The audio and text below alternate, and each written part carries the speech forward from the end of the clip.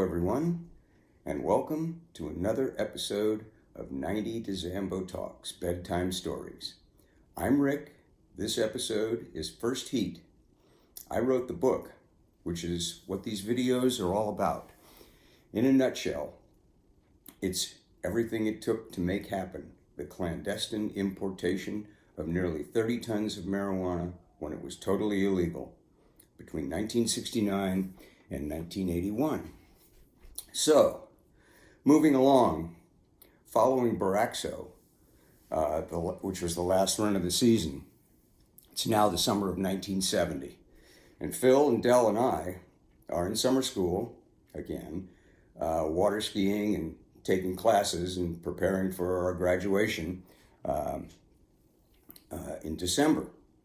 So, as seniors in college, we're doing pretty well for ourselves now. I mean, we have a boat and nice cars and plenty of spending money and, as well as all types of, we have plenty of weed, mescaline, LSD. So for us, the summer was indeed rocking and rolling, as it was for Willie, until it wasn't.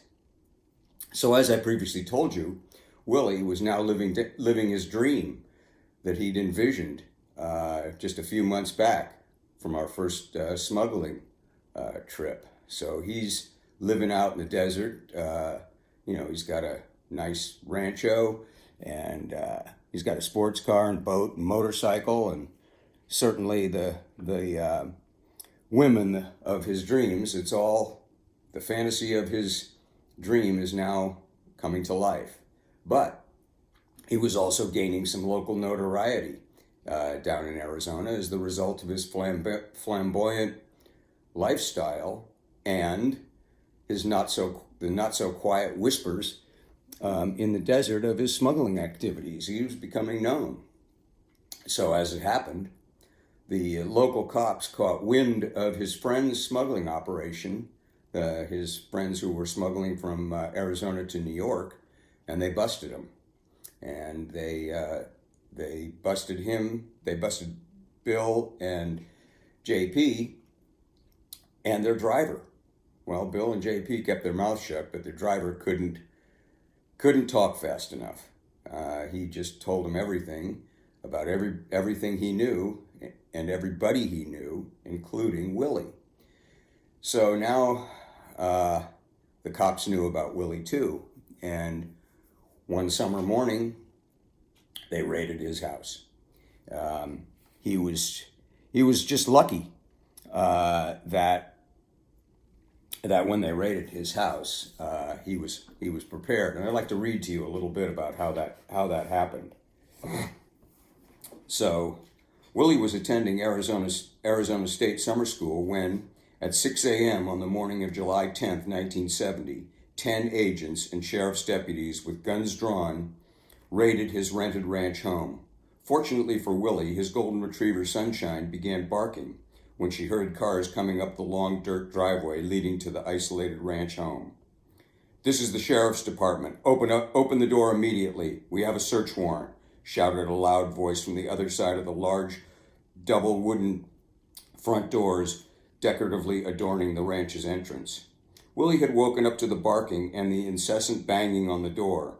He was badly hungover and just barely had enough time to hide his personal 3-pound marijuana stash, some LSD tablets and peyote buttons, and the nearly $25,000 in cash he had haphazardly thrown into his top dresser drawer into a specially constructed hidden floor compartment located beneath his bedroom closet.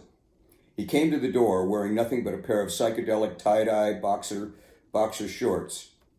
When Willie opened the door, a BNDD agent thrust the search warrant into his hand, spun him around, and roughly pinned him spread-eagled to the wall.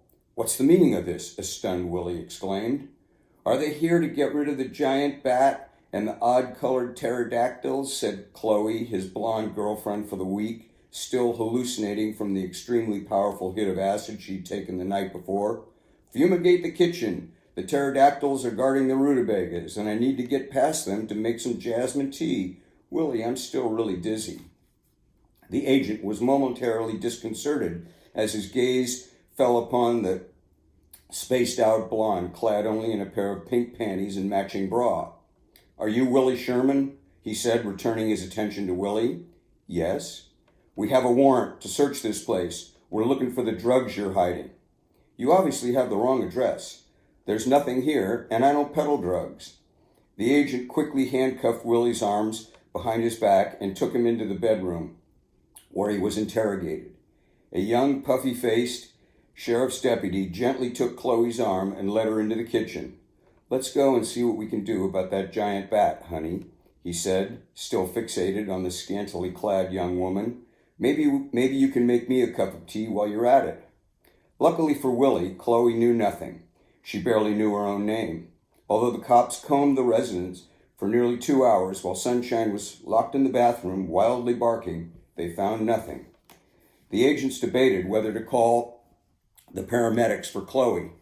Willie vehemently denied the accusations. Once again, he escaped disaster by the skin of his teeth.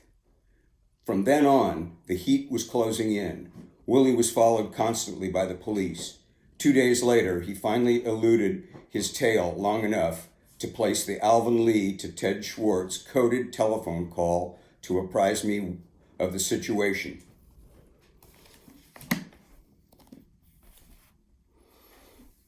So, as I reflect back on that first year in the smuggling business, it's really a miracle that we got as far as we did without getting busted or killed, given our naivete and stupidity, as reflected, in both the bust and subsequent George ripoff. Another really risky maneuver that Willie and I were up to at that point, and we were doing with reckless abandon, was using fake telephone credit cards to communicate with each other.